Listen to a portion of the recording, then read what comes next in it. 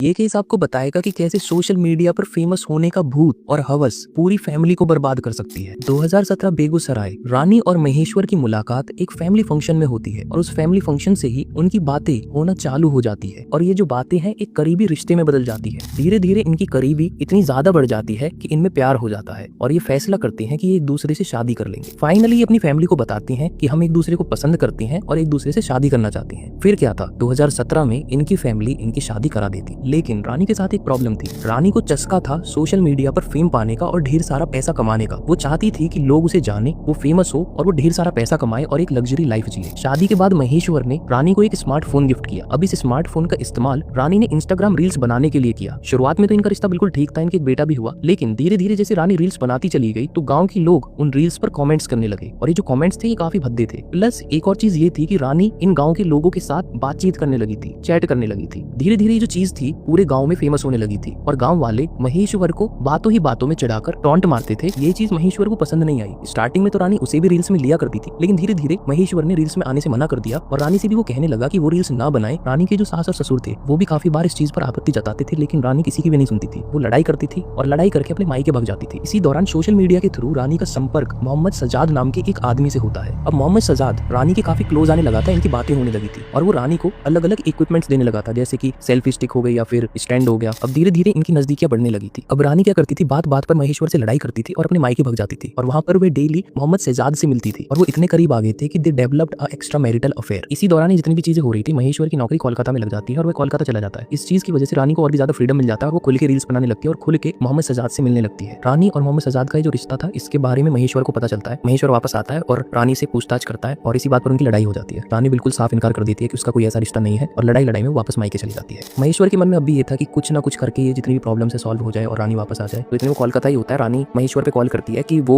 उससे मिलना चाहती है। महेश्वर को लगता है कि वो उसे मिलने के लिए बुला रही है और वो अपने बेटे से भी मिल पाएगा और चीजें हो सकता है इंप्रूव हो जाए और हो सकता है ये चीजें जितनी भी चीजें चल रही थी सॉल्व हो जाए। महेश्वर कोलकाता से सीधा रानी के घर पहुंचता है। जैसे ही वो रानी के घर पहुंचता है तो उसे वहां पर मोहम्मद सजाद रानी के साथ आपत्तिजनक स्थिति में मिलता है और इस चीज को देखकर महेश्वर काफी ज्यादा शौक में आ जाता है। रानी को लगा नहीं था कि महेश्वर इतनी जल्दी आ जाएगा, उसे लगा था कि उसे आने में टाइम लगेगा, बट महेश्वर कोइंसिडेंटली ऐसे वक्त पर आ जाता है। महेश्वर और मोहम्मद शहजाद के बीच में तीखी बहस होती है और ये बहस हाथापाई में बदल जाती है। इसी दौरान रानी अपनी बहनों के साथ मिलकर और मोहम्मद शहजाद के साथ मिलकर महेश्वर को मार देती है। महेश्वर का भाई जो कोलकाता में होता है वो महेश्वर के पास कॉल करता है ये पूछने के लिए कि वह ठीक सलामत पहुंच गया है या फिर नहीं, लेकिन महेश्वर का कॉल नहीं लगता है। इस चीज की वजह से महेश्वर के भाई को थोड़ी फिक्र होने लगती है और वह अपने पापा के पास कॉल करता है कि एक बार महेश्वर को देखा है। जैसे ही महेश्वर के पिता रानी के घर पर पहुंचते हैं तो वो देखते हैं कि रानी, उसकी बहनें प्लस मोहम्मद सज्जाद उनके बेटे को उठाकर कहीं पर लेकर जा रहे हैं और उनका बेटा खून से लथपथ था। इस चीज की वजह से काफी ज्यादा घबरा जाते हैं और पुलिस को कॉल करते हैं। पुलिस आती है, चारों को हिरासत में लिया जाता है और ये चारों अपना गुनाह कबूल कर लेते हैं।